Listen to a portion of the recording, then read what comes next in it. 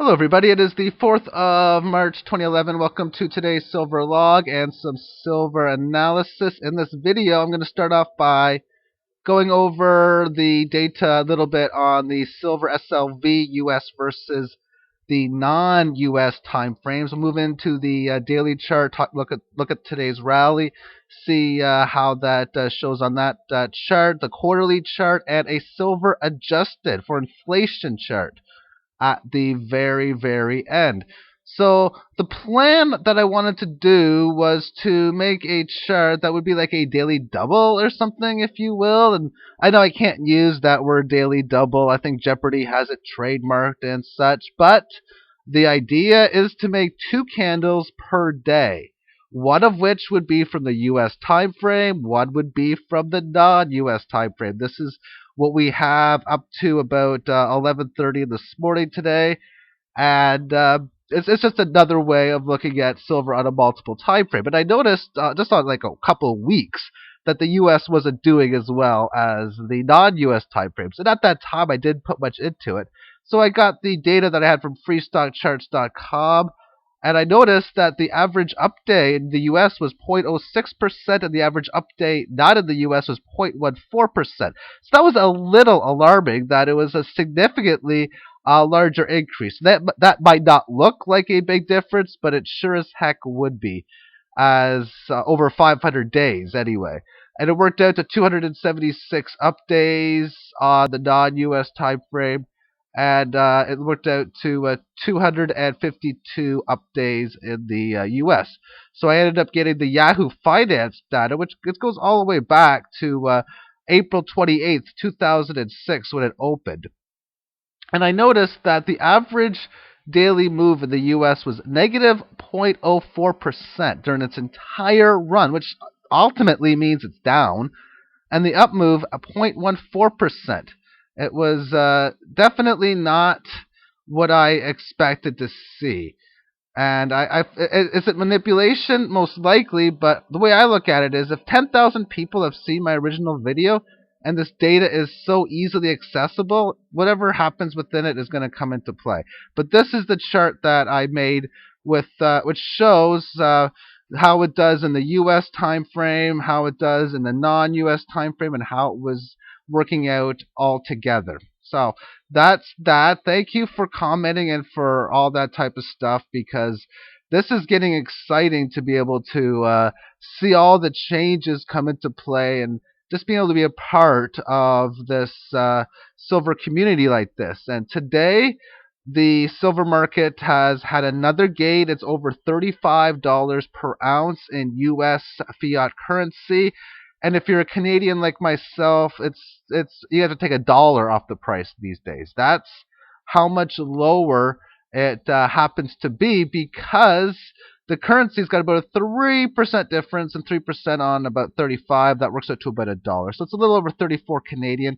Still, regardless of the fact it is in a nice uptrend, we notice how previous resistance became support, and we are now making new highs once again. So we'll just wait and see to which level that it goes up to. I think the next intermediate level that it should top towards is between 38 to 42, but I don't. We'll just wait and see what happens when it gets there and what the message of the market happens to state. If we have any decent pullbacks, what is really concerning about any of these pullbacks down below these levels is that it will most likely make this physical shortage become even worse.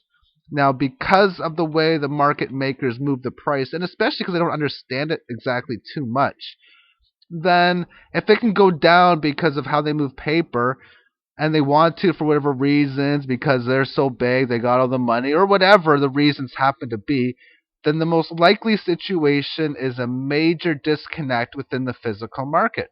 As we are now in a situation where there's a lot more people looking to buy than what's being available to be sold, and that means the big time sellers, the big time coin shops, the big time mints, and places like Atmex their inventories are dwindling and dwindling, and at some point that it's going to affect them. And when that's the case, watch out. But for now, with the short squeeze going on, the markets are only increasing really relatively small. So I find that encouraging for those who are still looking to be getting into silver and can actually find some or buying from APMEX.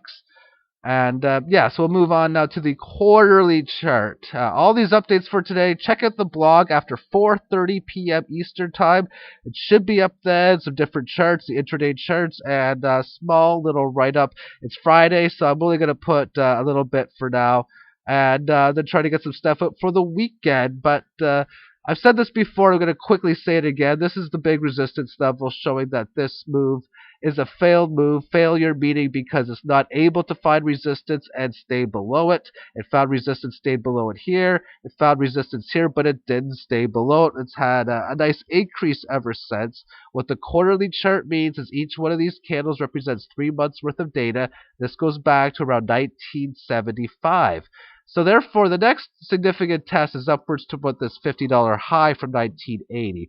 We're going to see a lot more on the mainstream media talking about the Hunt brothers, talking about inflation-adjusted data, most likely CPI inflation-adjusted data for that matter also. But we'll see as the time moves forward, and I would expect this to be tested either this quarter or most likely next. But you never know. Like I was saying before, we could easily consolidate for a quarter or two before moving higher. That's what technical analysis would say has a very good chance. Fundamentals may not say that. Not entirely sure, though. However, because of the technical stating this being a failed move, the likelihood of testing 50 before going back to 18, it's much, much, much higher that we'll test 50. Moving on to the silver adjusted inflation chart. This is approximate data from the Shadow Stats government.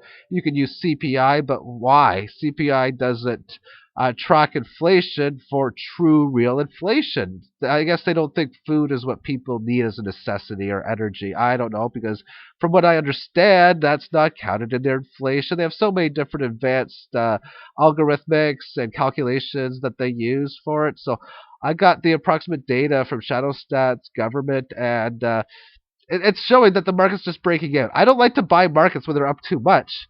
And at the same point, I really, really don't like to buy it when it's down too much unless I got enough information to say so. So within this, we'll just talk about buying on strength. Using the chart pattern, we got a 5-year and 10-year moving average. The blue line is a 5-year. The yellow line is a 10-year. We could pretty much ignore the yellow line for the most part, but I want to talk about the blue line. We were in 1970s. We were above it nicely in here. Let me change the color off of black because black and black don't work out too well. So we can state that we came in here and had a nice little rally. Okay, so now what happened? We found support right in here.